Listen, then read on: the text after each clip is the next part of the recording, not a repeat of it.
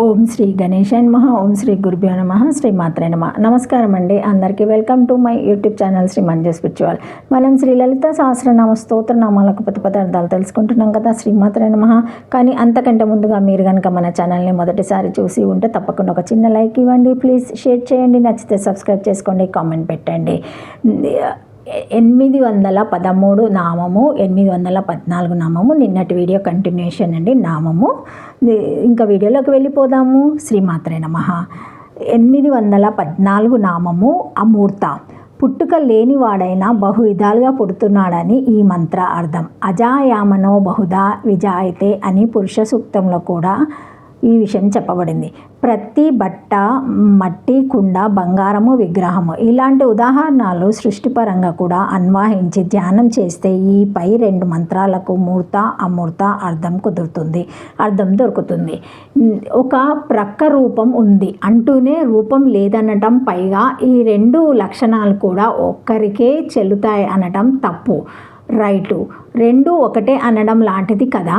తప్పును రైటు అన్నా ఒప్పుకోవాల్సిందే అని ఎవరైనా అంటే తప్పు రైటు అనే నిర్ణయం ఎవరి ప్రకారము, ఏది రైటు ఏది తప్పు అనేది ఎవరి ప్రకారము?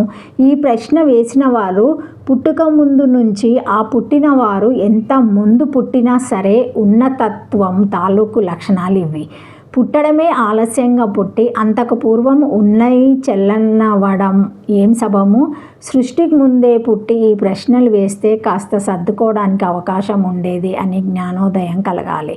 కొందరు సగుణోపాసన నిర్గుణోపాసన అంటూ ఉంటారు. అంటే అర్థం ఏమిటి?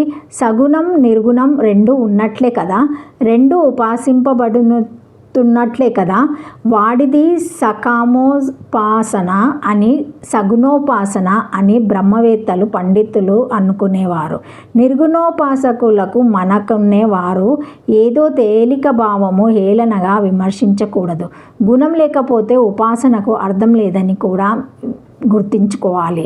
అలా అనడం వలన వాడు చేసేది తప్పు అనుకొని ఆనాటి నుండి ఏది చేయకుండా కూడా తయారవుతాడు. అలా అవడం వల్ల వాని కర్మభ్రష్టుని చేసిన వారవుతారు కూడా. అలా విమర్శించినందువల్ల, చెప్పినందువల్ల ఏమైనా ఉపకారం జరిగిందా? జరిగితే అనవచ్చు, లేకపోతే అనకూడదు. జ్ఞానం అనే కాగితంలో అజ్ఞానం అనే పొట్లం కట్టుకుంటున్నాము అన్న విధంగా సృష్టికర్తను, సృష్టిని అర్థం చేసుకోవాలి. ఒకే దారంతో అల్లబడిన ద్వారపు తెర, డోర్ కర్టెన్ మీద నెమలి, కోడి మొదలైన బొమ్మలు అల్లినప్పుడు ద్వారపు తెరలోని ద్వారానికి ఈ రూపాలు ఉన్నట్లా లేనట్లా? అలాంటి తత్వమే అమ్మవారిది అని ఈ 2 నామాలు చెబుతాయి. నామరూపాత్మక ప్రపంచమంతా మూర్తియుతమైనది. దాంట్లోని సారరూపమైన కంటికి కనపడని పరమాత్మ అమూర్తమైనది.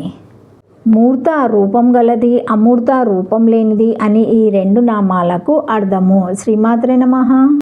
814 నామము రూపపద్వస్తు మూర్తం వ్యావకాశాధికం అమూర్తం తత్వద్రూపేది నామద్వయర్థః యద్వా పంచీకృతాని మహాభూతాని మూర్తాని అపంచీకృతాని తు భూత సూక్ష్మాని అమూర్తాని దేవేన బ్రహ్మణో రూపమూర్తం అచమూర్తం చ ఇతి శృతోద్వేద అపి వ్యాఖ్యానాదర్శనాత్ ప్రపంచ బ్రహ్మణి నా మూర్త మూర్తే ద్వే రూపే బ్రహ్మణాస్థ్యమూర్తం చామూర్తేవ చ క్షరక్షర స్వరూపేత సర్వభూతేష్వస్థితే అక్షరం బ్రహ్మకుటాస్థం క్షారం సర్వమిదం జగత్ ఇది విష్ణుపురాణ దర్శనాత్ చలనాత్మక క్రియాతత్వం మూర్తత్వం ఇది తార్కాక కల్పనాయో నిర్మలత్వాన అశ్రద్ధేయత్వాత్.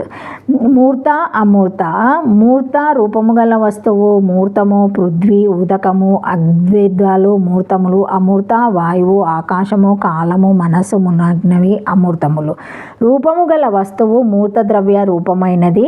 పంచీకృత పంచమహాభూత స్వరూపురాలు అమూర్త రూపమైనది. ఆపంచీకృత పంచమహాభూత సూక్ష్మశ్వచ స్వరూపురాలు.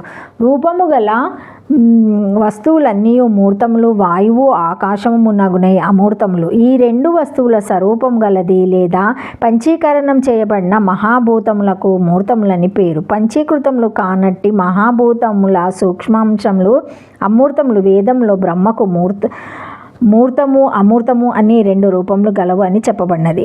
వాని వాక్యమునందు మూర్త శబ్దములకు పై 2 అర్థములు చెప్పబడినవి. లేదా మూర్తమనగా ప్రసంగము, అమూర్తమనగా పరబ్రహ్మము. విష్ణు పురాణంలో పరబ్రహ్మమునకు మూర్తము అమూర్తము అని 2 రూపములు గలవు. ఈ మూర్తమూర్తములే క్షరక్షర రూపమున సర్వభూతములందు ఉన్నాయి. ఈ జగతంతయు క్షరమనియు కుటస్థుడగు పరబ్రహ్మమే అక్షరమనియు చెప్పబడుచున్నది అని కలదు. చలనాత్మక క్రియగల విమూర్తములు అని తార్కికులు చేసిన కల్పన ప్రమాణం లేనిది కనుక ఆ అర్థమును స్వీకరింపకూడదు. మొదటి నామము 2 అక్షరముల నామం కలది, రెండవ నామము 3 అక్షరముల నామము కలది. శ్రీమాత్రే నమః. Thank you for watching my video. Please like, share, comment, subscribe to my channel. మరిన్ని వీడియోస్తో మళ్ళీ కలుస్తానండి.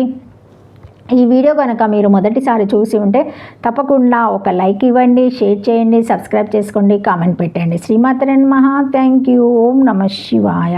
జై శ్రీ మహాకాల్.